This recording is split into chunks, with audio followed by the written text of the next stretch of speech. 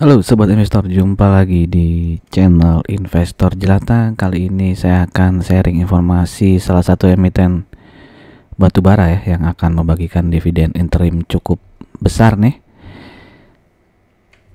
Sebelum kita mulai ya membahas tentang dividen interim batubara tersebut, saya ingin menginfokan beberapa video ya yang mungkin menarik ya untuk disimak untuk teman-teman ya. Ada pembahasan tentang Petrosi, lalu ada Nelly ya, lalu ada juga Pura Delta ya alias Demas, dan juga MPMX ya.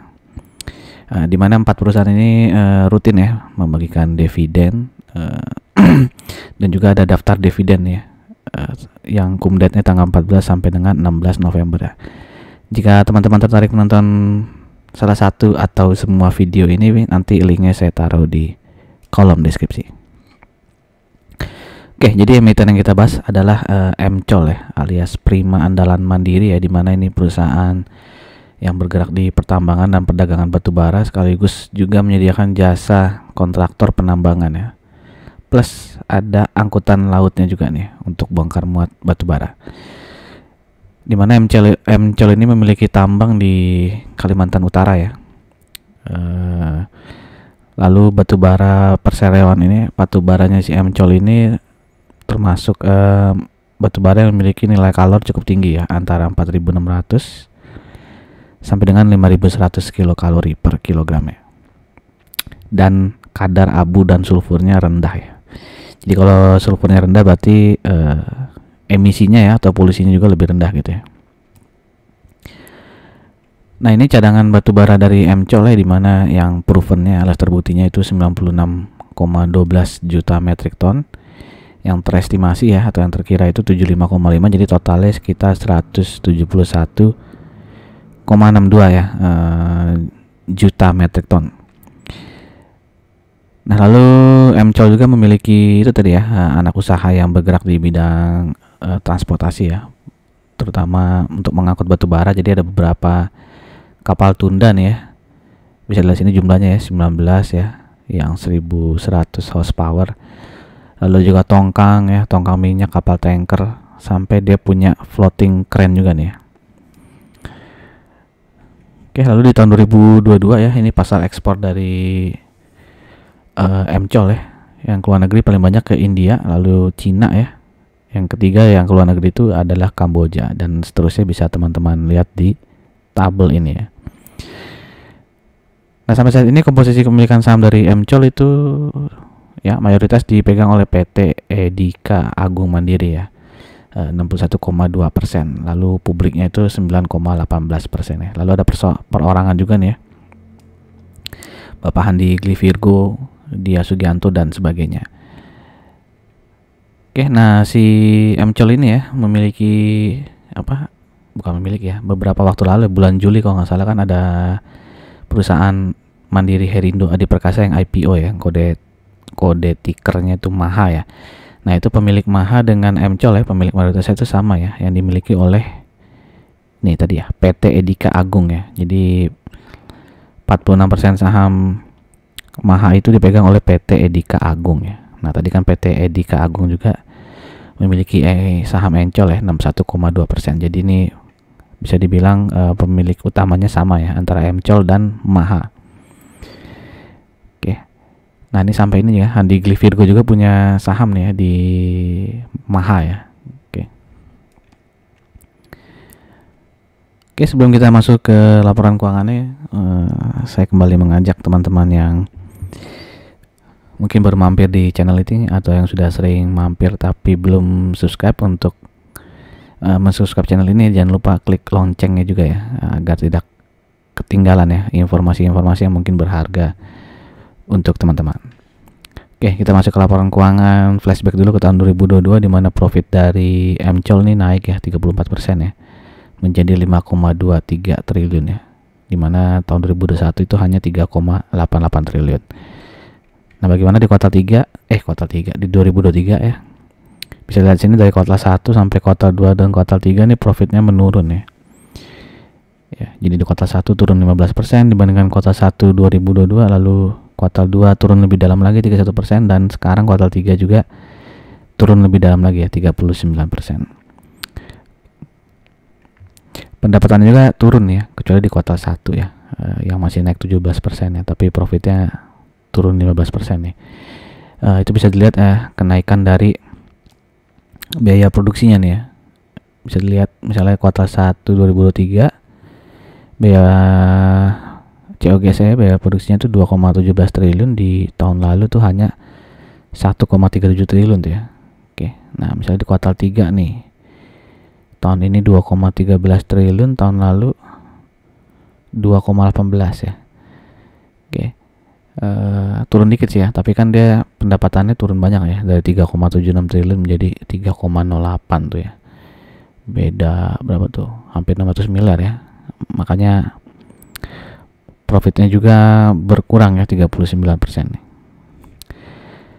Nah, ini kalau diakumulasi ya, dari bulan Januari sampai September pendapatannya turun 8%, lalu beban pokok pendapatannya itu naik 8,78%, sehingga membuat laba brutonya turun ya, hampir 30%.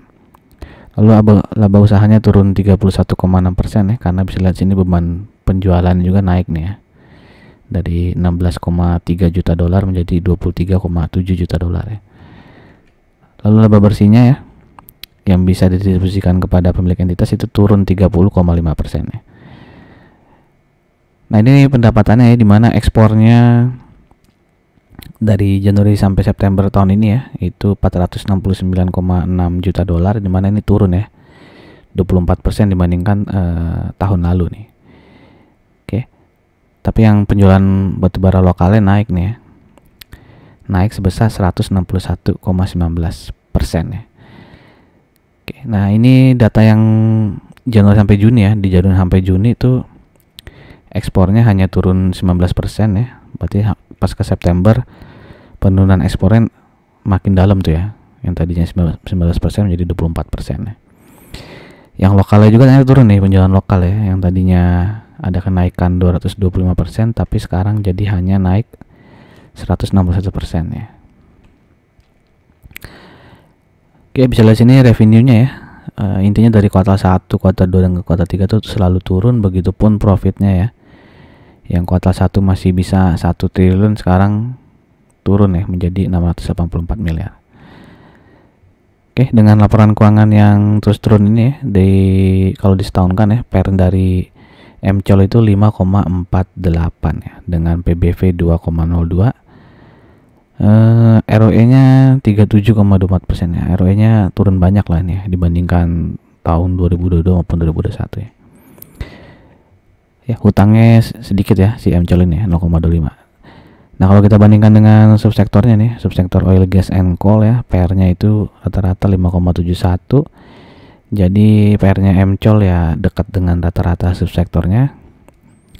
PBV 1,99, berarti MCOL sedikit di atas rata-rata subsektornya. Nah, kalau kita bandingkan dengan beberapa emiten batubara lainnya, Adaro, ABMM, MBAP, KKGI, ITMG, dan PTBA, bisa lihat di sini earning per share-nya ya lumayan tinggi lah, yang menengah lah ya. Yang paling tinggi sih pasti ini ya, si ITMG ya.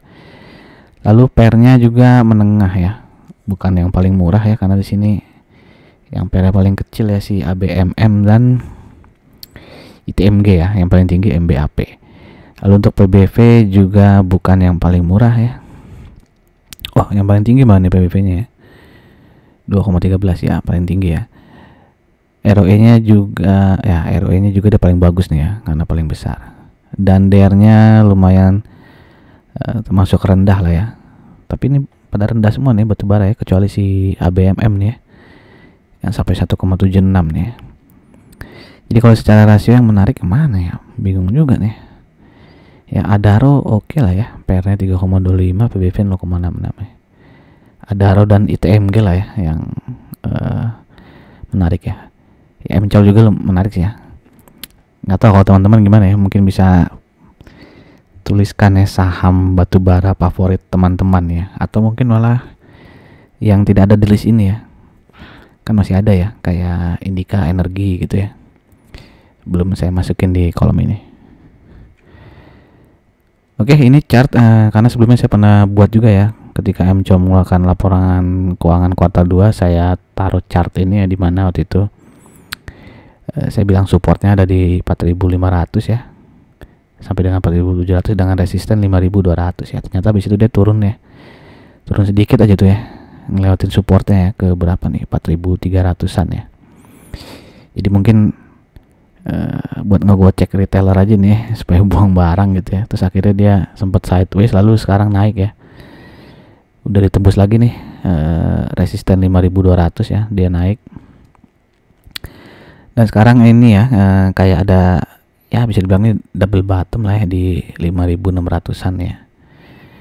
Oke, ini mencoba untuk break resistennya. Mungkin nanti dengan ada sentimen pembagian dividen ini mungkin bisa break resisten 5.750 ya, mungkin ya. Oke, yang pasti dia masih ada gap di atas tuh ya, di 6.260 dan juga 6.000 ini salah nih ya, 6.600